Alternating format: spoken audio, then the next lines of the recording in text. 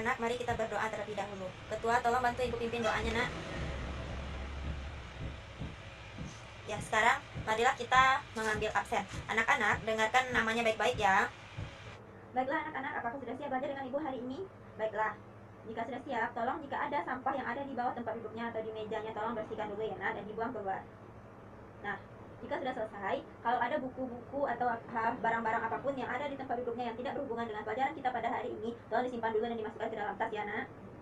Nah, baiklah. Terima kasih.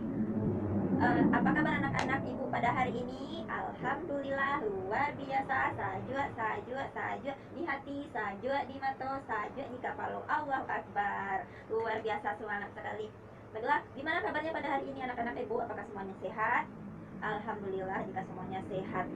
Nah, baiklah anak-anak, apakah ada yang sakit? Alhamdulillah. Nah, minggu lalu kita sudah belajar tentang, siapa yang ingat? Ayo tunjuk tangannya, Nak. Iya, minggu lalu kita belajar tentang Bapak B.J. Habibie. Nah, siapa yang masih ingat apa yang harus diteladani dari Bapak B.J. Habibie tersebut?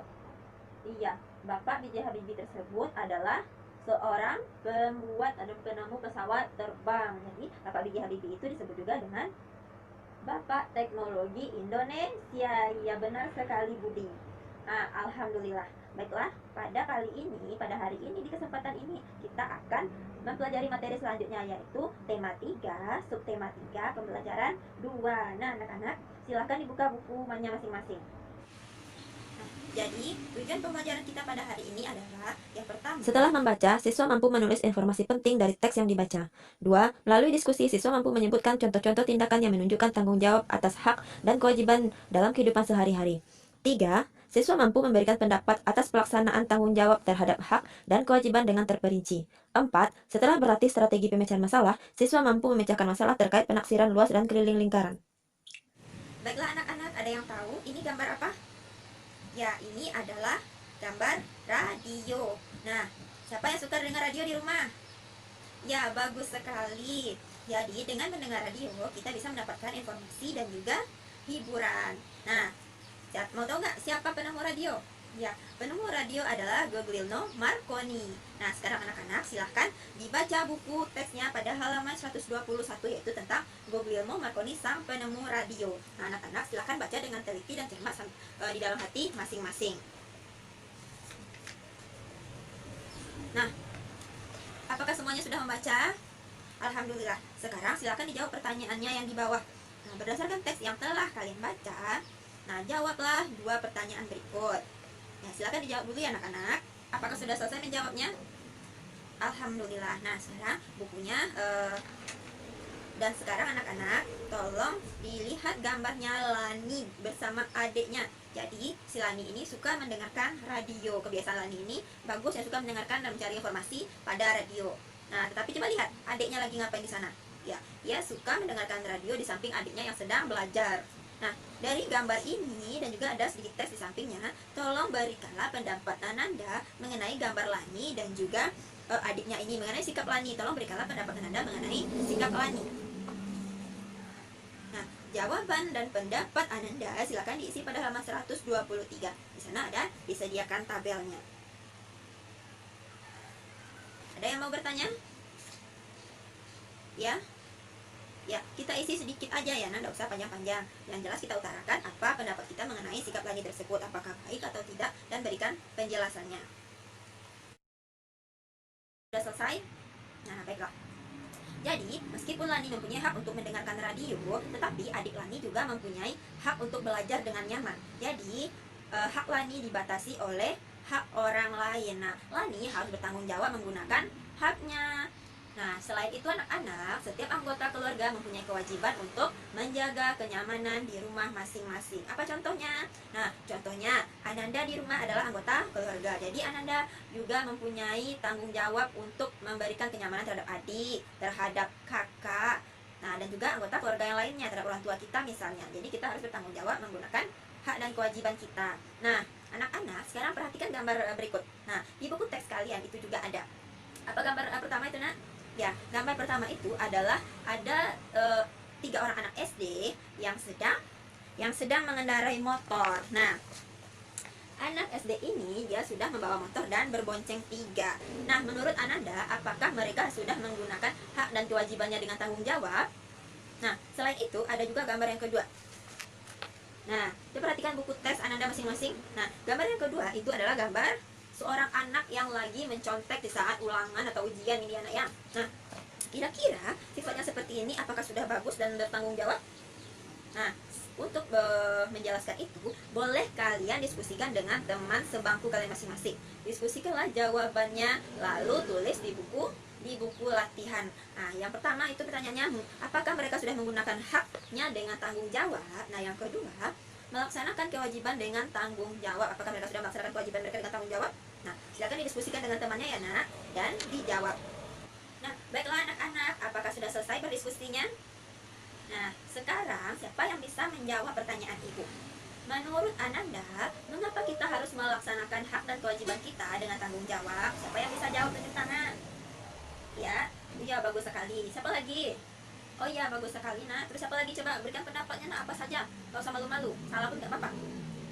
Ah iya bagus sekali. Jadi kita harus melaksanakan hak dan kewajiban kita dengan tanggung jawab. Kenapa anak-anak? Ya, karena di dalam hak yang kita miliki terdapat hak orang lain yang harus kita tahu. Nah, jadi di dalam hak dan kewajiban yang kita punya terdapat hak orang lain yang harus kita jaga. Nah, gitu. Jadi sehingga hak dan kewajiban yang kita punya, yang kita miliki, yang kita laksanakan itu tidak hanya berdampak bagi diri kita sendiri, tetapi juga bagi orang lain. Jadi antara hak dan kewajiban keduanya harus seimbang. Begitu ya anak-anak. Sampai sini paham? Nah, baiklah anak-anak. Coba perhatikan gambar radio ini lagi sayang. Coba perhatikan gambar radionya lagi nak. Ya, menurut Ananda, kenapa tombol radio itu bulat? Nah, siapa yang tahu? Iya, jadi tombol radio ini dibuat bulat seperti lingkaran. Pintar sekali, tombol radio itu seperti lingkaran, pintar. Nah, pertemuan kita yang sebelumnya kita sudah membahas dan mempelajari tentang bagaimana mencari keliling dan juga luas dari lingkaran. Nah, kemarin kan Ibu sudah jelaskan gimana rumusnya mencari keliling dan juga lingkaran. Nah, lingkaran seperti tombol radio yang bulat itu bisa kita cari luasnya dan juga kita cari kelilingnya berapa sih kelilingnya volume radio tersebut. Nah, untuk mengetahuinya, sekarang anak-anak Ibu boleh kerjakan pada buku latihan tersebut di bawahnya nak, pada halaman 124. Nah, jawab dua pertanyaan itu nak. Karena dahulu kan di pertemuan sebelumnya udah Ibu jelaskan bagaimana cara mencari luas dan keliling lingkaran. Sekarang Anda silahkan langsung diisi. Nah, langsung diisi di sini apa yang sudah kita pelajari kemarin. Ada 2 soal di sana. Nah, siapa yang udah selesai membuatnya silahkan dikumpulkan ke depan. Baiklah anak-anak, apakah semuanya sudah mengumpulkan tugas? Ya, jika sudah, sekarang mari kita simpulkan pelajaran pada hari ini. Nah, siapa yang bisa menyimpulkan pelajaran kita pada hari ini? Iya, penemu radio adalah Guglielmo Marconi. Ya, betul sekali. Siapa? Ya, Guglielmo Marconi. Nah, jadi Guglielmo Marconi ini menemukan radio pada tahun 1897. Nah, kira-kira kenapa Guglielmo Marconi itu bisa jadi orang sukses dan hebat, dia bisa jadi seorang penemu?